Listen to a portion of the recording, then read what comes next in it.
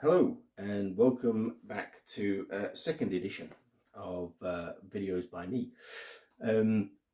After last week's video and further success from my colleague Amy Stokes-Water, I have decided to run another one and bore you guys a little bit longer if I could. So one of Amy's topics that she covered was a breakdown of the different types of testing that you can get in the industry. And one particular was red teaming.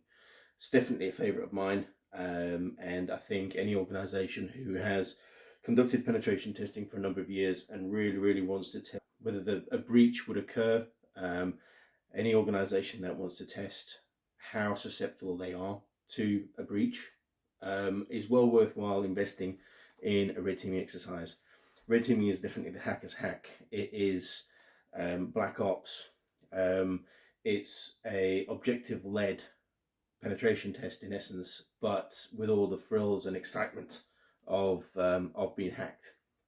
What I wanted to do is maybe just take some time over the course of the next couple of weeks explaining how a red teaming exercise works, from reconnaissance right through to wash up at the end of the assessment and project, to give you guys some insight into how we basically conduct a red teaming exercise. Over the next couple of weeks, we'll look at OSINT, open source intelligence gathering, phishing and access into people's networks, exploitation of privilege access and trust relationships between internal staff members, the exfiltration of data, and persistence within networks. So let's start this off with OSINT, the open source intelligence gathering.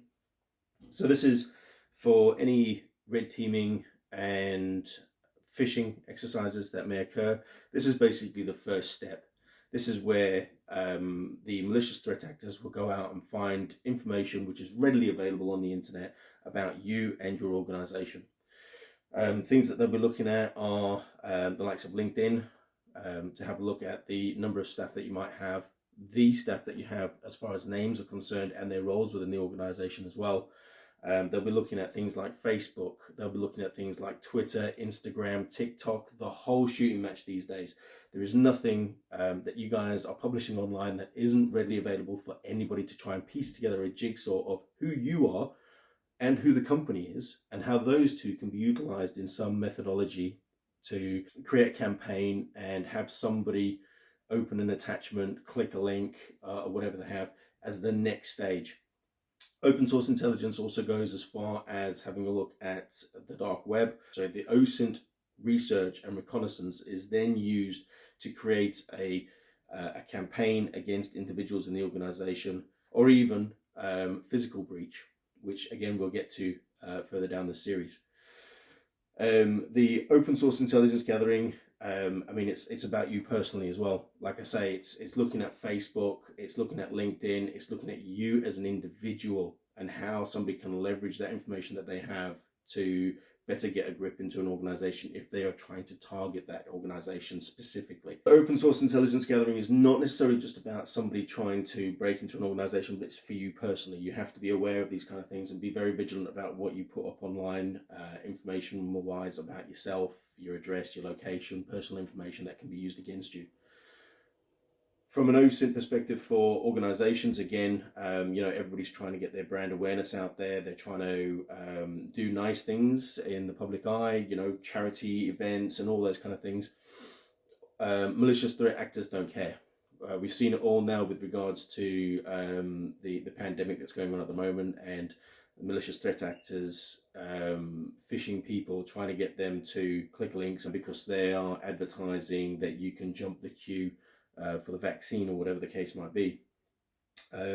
So again, the open source intelligence gathering gives a malicious threat actor information about an organization and their activities. They can then use this information to create a doppelganger website, potentially, google.com with zeros instead of the O. Something that's going to basically not trigger the defenses of an individual when they're looking at that website. But again, it's based on his website. They'll scrape the format of it, they'll scrape the logos and what it looks like and the styling of it, and create a separate landing page that has all the malicious content in it and malicious links. Again, through the combination of finding out through LinkedIn who are the staff members, what they're kind of into, and what the company's doing, those three pieces can quite easily be put into some kind of phishing campaign. Again, trying to encourage an unwitting victim into clicking on the link and adding credentials or whatever the case might be.